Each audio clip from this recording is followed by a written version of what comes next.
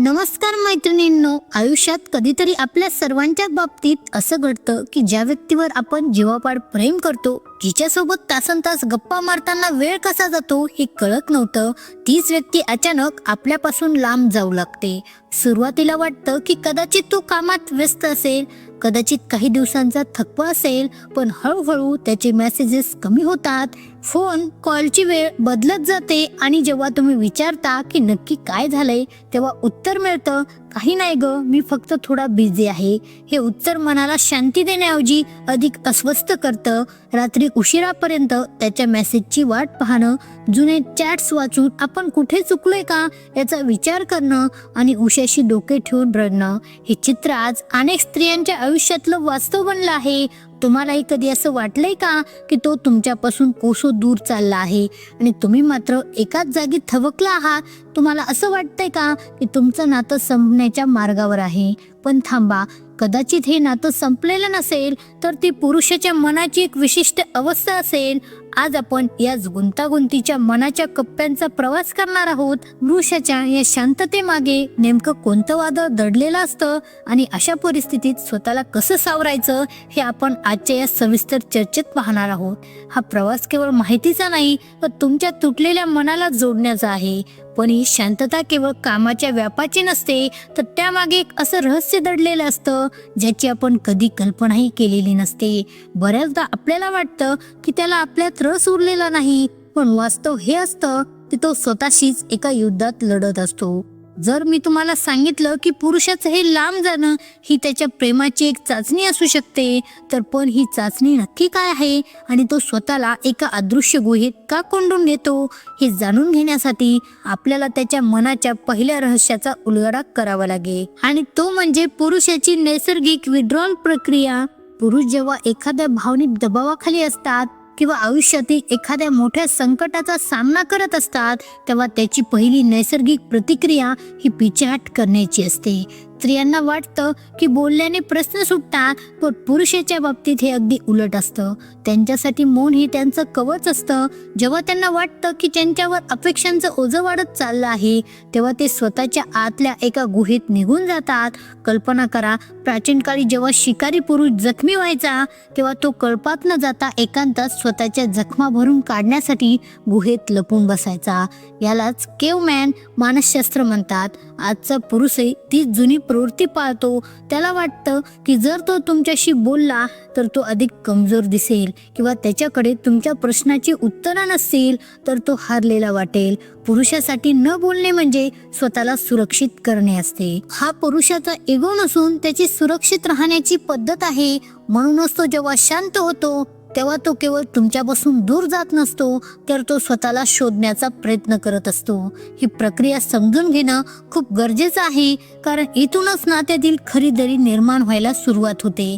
अनेकदा स्त्रिया या शांततेला प्रेम संपले असं समजतात, पण वास्तव काहीतरी वेगळंच असतं. ही शांतता कधी कधी इतकी भयान वाटते की समोरचा माणूस आपल्याला ओळखतच नाहीये की काय असं वाटू शकतं. तो तिनक्या मेसेजकडे दुर्लक्ष करतो, पण फेसबुक किंवा इंस्टाग्रामवर ॲक्टिव्ह असतो. हे पाहून तुम्हाला वाटतं की त्याला तुमची पर्वा नाही, पण ही गुहा केवळ विचारांची नसते, तर कधी कधी ही शांतता एका मोठ्या दडपणाचे लक्षण असते. पुरुषाला तुमच्या प्रेमापेक्षा कशाची जास्त भीती वाटते माहीत आहे? कदाचित तुम्ही विचारही केला नसेल.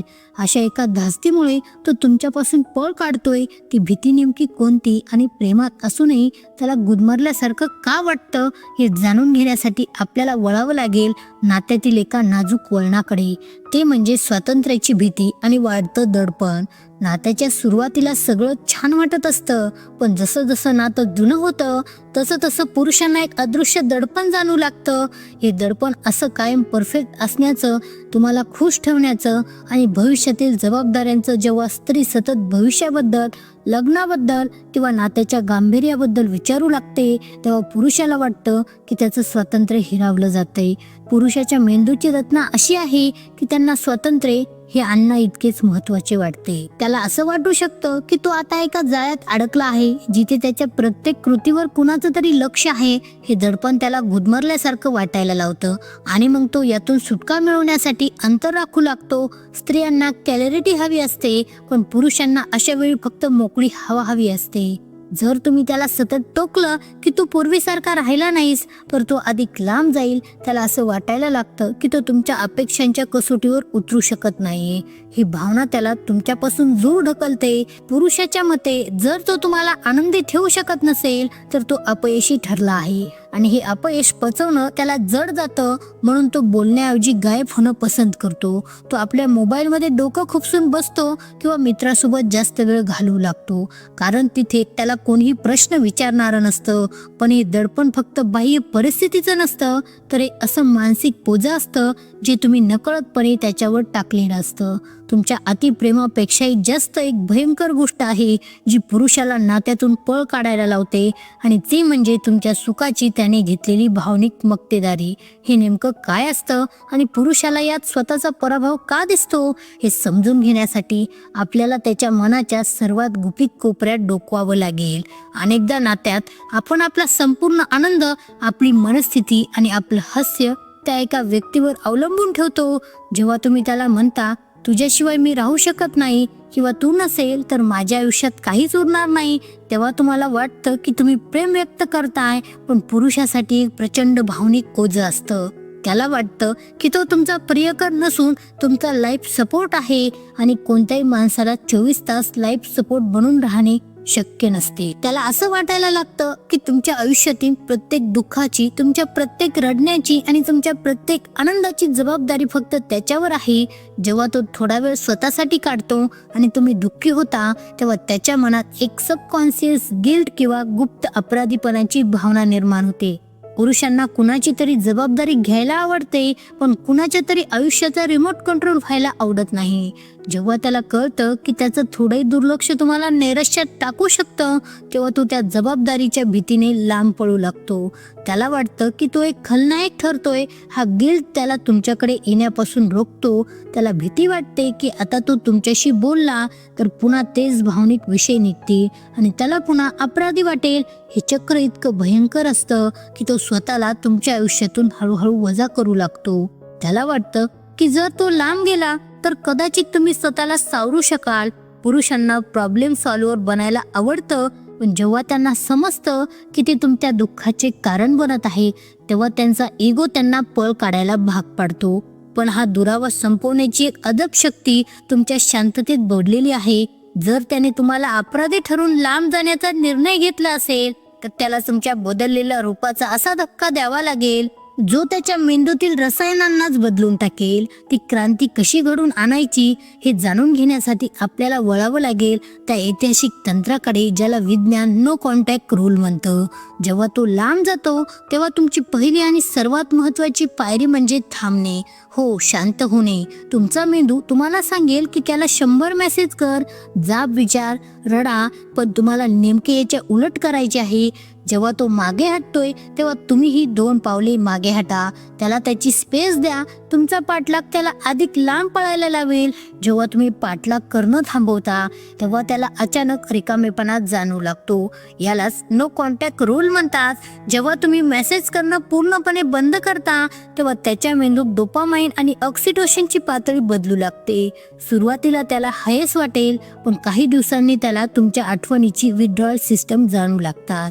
ज्याप्रमाणे एखाद्या नशेची सवय सुटताना त्रास होतो, तसाच त्रास त्याला तुमच्या अस्तित्वाच्या अभावामुळे होऊ लागतो. त्याला प्रश्न पडतो की नेहमी माझ्यावर अवलंबून असणारी ही मुलगी आज शांत का आहे? हिने स्वतःला कसं सावरलं?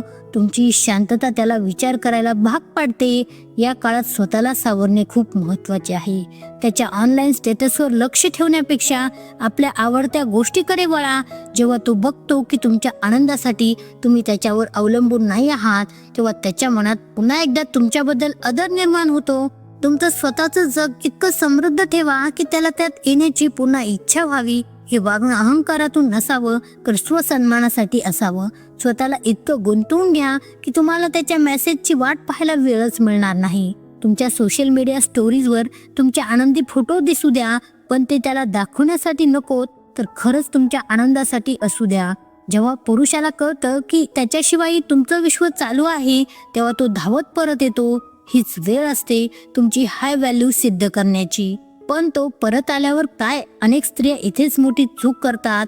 तो परत आला की त्या सर्व तक्रारी विसरून पुन्हा जुन्याच पद्धतीने वागू लागतात. पण असा कोणता प्रतिसाद आहे जो त्याला पुन्हा कधीच लांब जाऊ देणार नाही? तो जेव्हा काही दिवसांनी किंवा आठवड्यांनी परत येतो तेव्हा बहुतांश स्त्रिया दोन चुका करतात. एक तर त्या खूप आनंदी होऊन सगळं विसरून जातात किंवा खूप भांडतात. या दोन्ही गोष्टी चुकीच्या आहेत. तो परत आल्यावर तुमची प्रतिक्रिया ही एक हाय व्हॅल्यू व्यक्तीसारखी असायला हवी. त्याला हे जाणून द्या की त्याच्या नसण्याने तुमचं आयुष्य थांबलं नव्हतं, पण त्याच्या वागण्याने तुम्हाला त्रास झाला आहे. शांतपणे संवाद साधा. त्याला सांगा की तुला स्पेस हवी होती, मी ती तुला दिली, पण अशा प्रकारे अचानक लांब जाणं मला असुरक्षित वाटायला लावतं. तुमची स्पष्टता त्याला तुमची किंमत समजून सांगेल. नातं हे एका बाजूने चालत नाही. जर तुम्ही लगेच त्याला माफ केलं आणि पुन्हा पूर्वीसारखा उपलब्ध झाला तर त्याला वाटेल की तो कधीही येऊ शकतो आणि कधीही जाऊ शकतो. जर तो तुमच्या भावनांची किंमत ठेवत नसेल तर तुम्हाला तुमच्या मर्यादा आखणं गरजेचं आहे. लक्षात ठेवा, तुम्ही कुणाचे तरी आयुष्य पूर्ण करण्यासाठी आहात, कुणाच्या तरी रिकाम्या वेळेचं खेळणं नाही. जेव्हा तुम्ही स्वतःला प्राधान्य देता तेव्हा जगही तुम्हाला प्राधान्य देतं.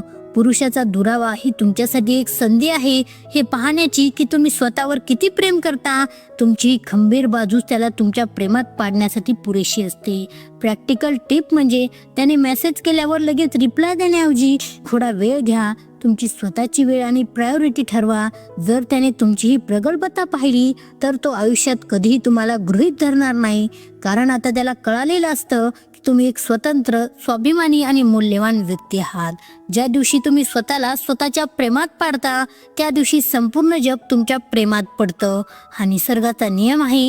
हीच तुमच्या आयुष्याची नवी आणि सकारात्मक सुरुवात असेल. पण या प्रवासात एक गोष्ट अत्यंत महत्त्वाची आहे, ती म्हणजे तुमची मानसिक लवचिकता. अनेक स्त्रिया विचारतात, जर मी गप्प राहिले आणि तो कधीच परत आला नाही तर मैत्रिणींनो, हे कडू सत्य पचवायला शिका.